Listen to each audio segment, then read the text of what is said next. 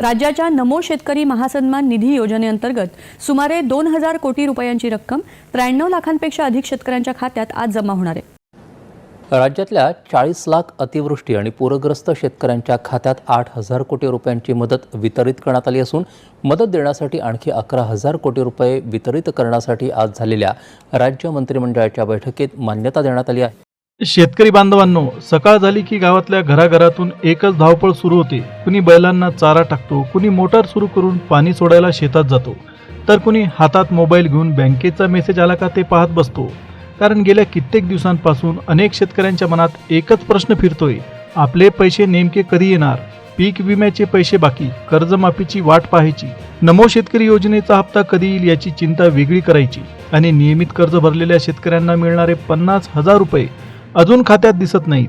घरात खताची उधारी बाकी आहे, औषधवाल्याचे पैसे द्यायचे आहेत, मुलांची शाळेची फी भरायची आहे आणि पुढच्या पेरणीसाठी बियाणं आणायचं आहे। म्हणून प्रत्येक रुपयाकडे शेतकऱ्याचं लक्ष लागलेलं आहे। पण आता या चारही गोष्टींबद्दल मोठी अपडेट समोर आली आहे। कर्जमाफीचे पैसे, पीक विमा, नमो शेतकरी योजनेचे हप्ते आणि अनुदानाचे पैसे शेतकऱ्यांच्या खात्याकडे येण्यास सुरुवात झाली आहे। मात्र शेतकरी बांधवांनो, इथे एक गोष्ट सुरुवातीलाच नीट लक्षात ठेवा। सरकारने सांगितलेली 2 कामं तुमची बाकी असतील तर नाव यादीत असून सुद्धा तुमचे पैसे अडकू शकतात। म्हणून फक्त किती पैसे भेटणार एवढं ऐकून व्हिडिओ बंद करू नका। कोणाला पैसे भेटणार, कोणत्या भागात पैसे येऊ लागले आहेत, खात्यात किती रक्कम दिसू शकते आणि ती 2 कामं नेमकी कोणती आहेत, हे सगळं आज अगदी आपण गावाकडच्या भाषेमध्ये समजून घेणार आहोत। सर्वात आधी पीक विमा, त्यानंतर कर्जमाफी, मग नमोचे हप्ते आणि शेवटी 50,000 रुपयांच्या अनुदानाबद्दल आपण डिटेलमध्ये माहिती घेऊ। आणि शेवटची माहिती अशी आहे की ती चुकली तर बाकी सगळं बरोबर असून सुद्धा तुमच्या खात्यात पैसे सरकणार नाहीत। आता सर्वात आधी पीक विम्याचं बघूया।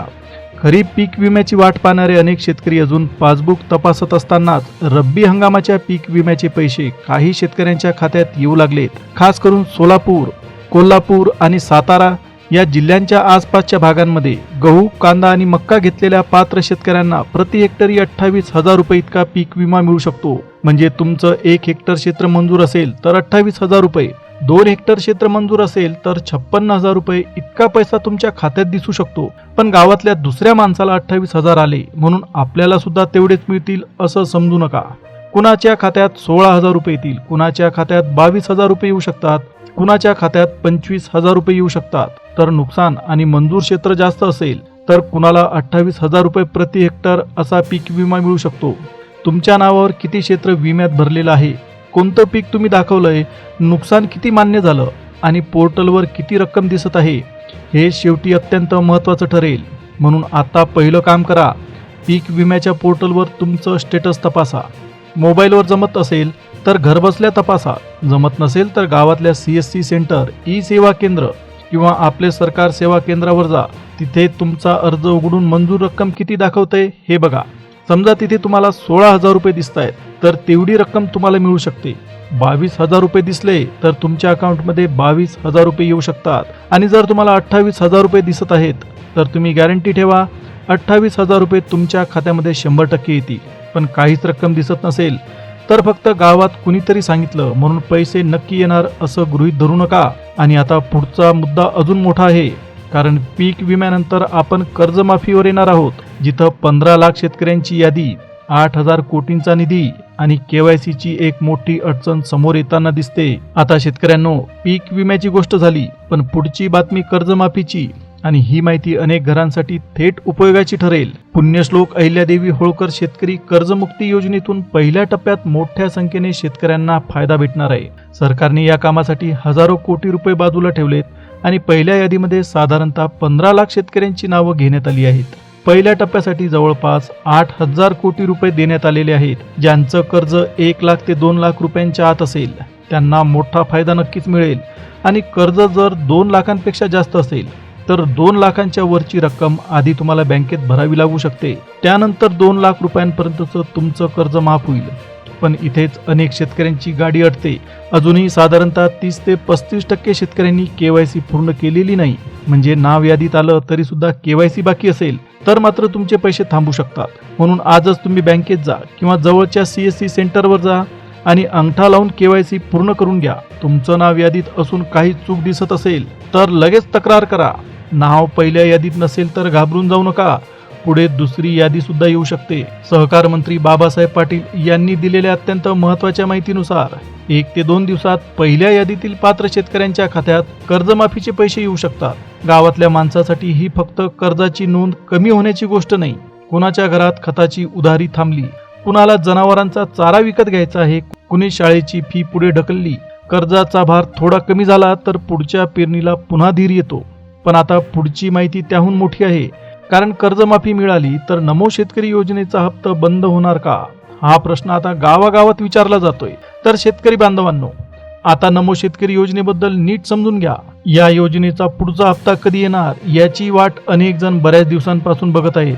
काही टेक्निकल प्रॉब्लेममुळे उशीर झाला. नमो शेतकरी योजनेचे दोन्ही हप्ते एकत्र मिळून 4,000 रुपये खात्यात येण्याची शक्यता सगळ्यांनी सांगितली. मात्र सरकारने याबद्दल शेवटपर्यंत कोणतीही महत्त्वाची घोषणा केली नाही. ही गोष्ट सुद्धा नीट लक्षात ठेवा.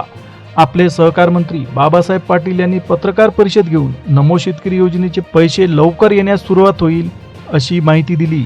आता सगळ्यात मोठा गैरसमज दूर करा. कर्जमाफी मिळाली म्हणून नमो शेतकरी योजनेचा हप्ता बंद होणार नाही. दोन्ही वेगवेगळ्या योजना आहेत. ज्या शेतकऱ्याला कर्जमाफीसाठी नाव मंजूर असेल त्याला कर्जमाफीचा फायदा मिळू शकतो आणि जो नमो शेतकरी योजनेसाठी पात्र असेल त्याला नमोचा हप्ता सुरू होऊ शकतो. त्यामुळे कुणी गावात कर्जमाफी घेतली तर नमोचे पैसे बंद होणार असं सांगितलं तर त्यावर विश्वास ठेवू नका. त्याचबरोबर नियमित कर्ज फेडणाऱ्या पात्र शेतकऱ्यांसाठी 50,000 रुपयांचं अनुदान मिळण्याची माहिती सुद्धा पुढे आली आहे. म्हणजे ज्यांनी वेळेवर कर्ज भरलं, बँकेची बाकी लांबवली नाही आणि नियमाप्रमाणे कर्ज फेडत राहिले त्यांच्या खात्यात हे पैसे डीबीटीच्या माध्यमातून येऊ शकतात. आता शेतकऱ्यांनो, पुढचा भाग तर तुम्ही अजिबात चुकवू नका. कारण पीक विम्याचे प्रति हेक्टरी 28,000 रुपये, कर्जमाफीचे पैसे, नमोचे 4,000 रुपये आणि 50,000 रुपयांचं अनुदान या सगळ्यांसाठी 2 कामं अशी आहेत की ती बाकी असतील तर नाव मंजूर असून सुद्धा तुमचा पैसा खात्यात अडकू शकतो. आता ती 2 महत्त्वाची कामं नीट आहे का? पहिलं काम म्हणजे तुमची ई-KYC पूर्ण असली पाहिजे. पीक विमा असो, कर्जमाफी असो किंवा नमो शेतकरी योजनेचे पैसे असोत, KYC बाकी असेल तर पैसे येताना अडचण होऊ शकते. खास करून कर्जमाफीच्या यादीत तुमचं नाव आलं असेल तर आजच बँकेत जा किंवा जवळच्या CSC सेंटरवर जा आणि अंगठा लावून बायोमेट्रिक KYC पूर्ण करून घ्या. माझं नाव यादीत आलंय, आता पैसे आपोआप येतील असं समजून घरी बसू नका. आधी KYC पूर्ण झाली का ते तपासा. दुसरं अत्यंत महत्त्वाचं काम म्हणजे तुमचं आधार कार्ड बँक खात्याशी आणि चालू मोबाईल नंबरशी जोडलेलं असलं पाहिजे. कारण हे पैसे डीबीटीच्या माध्यमातून खात्यात येणार आहेत. आधार जुन्या खात्याला जोडलेलं असेल, बँक खातं बंद असेल किंवा मोबाईल नंबर बदललेला असेल तर नाव मंजूर असून सुद्धा तुमचे पैसे अडकू शकतात. म्हणून बँकेत जाऊन सरळ विचारा, माझं आधार या खात्याला जोडलेलं आहे का, डीबीटी याच खात्यावर चालू आहे का? ही दोन्ही उत्तरं जर हो मध्ये मिळाली तर तुमचं मोठं काम झालंच म्हणून समजा. आणि अजून एक गोष्ट विसरू नका, तुमच्याकडे फार्मर ID असणं आणि ॲग्रीस्टॅकमध्ये नोंद झालेली असणं सुद्धा अत्यंत महत्त्वाचं आहे. फार्मर ID वर तुमचं नाव बरोबर आलं आहे का, जमीन योग्य दिसते का आणि आधारशी माहिती जुळते का, हे एकदा नीट तपासून घ्या. काही चूक दिसली तर नंतर करू असं म्हणत तुम्ही पुढे ढकलू नका. आजच सेवा केंद्रावर जाऊन काय चुकलं हे समजून घ्या आणि दुरुस्ती करा. कारण शेतकऱ्यांनो, शेतात आपण दिवसभर उन्हात राबतो, बियाणं उधारीवर घेतो, औषधांसाठी पैसे जमवतो, खताच्या गोण्या आणताना 2दा विचार करतो. अशा वेळी पीक विम्याचे 28,000 रुपये, कर्जमाफीचे पैसे आणि नमोचे 4,000 रुपये किंवा 50,000 रुपयांचं अनुदान फक्त एका छोट्या चुकीमुळे अडकणं परवडणार नाही. म्हणून खातं तपासा, KYC तपासा, आधार लिंक तपासा आणि फार्मर ID नीट आहे का ते सुद्धा पहा. आता पुढच्या भागात शेवटी सगळी माहिती एकदा अगदी साध्या आणि सोप्या भाषेत आपण समजून घेऊ. म्हणजे कोणते पैसे, किती पैसे आणि कोणतं काम आधी करायचं याबद्दल काहीही गोंधळ तुमच्या मनात राहणार नाही. आता सगळी माहिती अगदी सोप्या शब्दात लक्षात ठेवा. रब्बी हंगामाचा पीक विमा काही पात्र शेतकऱ्यांच्या खात्यात यायला सुरुवात झाली आहे आणि काही ठिकाणी प्रति हेक्टरी 28,000 रुपये इतकी रक्कम मिळू शकते. तुमच्या नावावर किती पैसे मंजूर झाले हे पीक विम्याच्या पोर्टलवर बघा. मोबाईलवर जमत नसेल तर गावातल्या CSC सेंटर, ई-सेवा केंद्र किंवा आपले सरकार सेवा केंद्रावर जाऊन स्टेटस काढा. पोर्टलवर जी रक्कम दिसेल तीच रक्कम तुमच्या खात्यात येऊ शकते. त्यानंतर कर्जमाफीमध्ये पहिल्या यादीत साधारणतः 15 लाख शेतकऱ्यांची नावं घेण्यात आली आहेत आणि जवळपास 8,000 कोटी रुपये यासाठी सरकारने ठेवलेले आहेत. तुमचं नाव पहिल्या यादीत असेल तर KYC उशिरा करू नका. बँकेत किंवा CSC सेंटरवर जाऊन अंगठा लावून KYC पूर्ण करा. नाव पहिल्या यादीत नसेल तर घाबरायचं काहीही कारण नाही, कारण पुढच्या यादीमध्ये सुद्धा तुमचं नाव येऊ शकते. त्यानंतर आहे नमो शेतकरी योजनेचे 2 हप्ते मिळून 4,000 रुपये येणार असल्याचं सांगण्यात आलंय. तर नियमित कर्ज फेडणाऱ्या पात्र शेतकऱ्यांना 50,000 रुपयांचं अनुदान मिळू शकते. म्हणजे एका शेतकरी कुटुंबासाठी पीक विमा, कर्जमाफी, नमोचे पैसे आणि अनुदान या चारही गोष्टी खूप मोठा आधार देतील. पण यासाठी KYC, आधार बँक लिंक, मोबाईल नंबर आणि फार्मर ID ही कामं नीट ठेवणं अत्यंत महत्त्वाचं इम्पॉर्टंट आहे. आता शेवटी एकच सांगतो शेतकरी बांधवांनो, पैसा खात्यात आला की तो फक्त मेसेज म्हणून बघू नका. त्या पैशामागे तुम्हाला उन्हातली मेहनत, पावसात भिजलेलं पीक, उधारीवर घेतलेलं बियाणं आणि घरात थांबलेले अनेक खर्च जोडलेले असतात. म्हणून पैसे आले का ते आधी तपासा. आले नसतील तर कारण शोधा. KYC बाकी असेल तर पूर्ण करा. आधार बँकेला जोडलेला नसेल तर लगेच जोडा आणि फार्मर ID मध्ये चूक असेल तर दुरुस्त करून घ्या. गावातल्या एखाद्या वृद्ध शेतकऱ्याला मोबाईलवर स्टेटस पाहता येत नसेल तर त्याला मदत करा.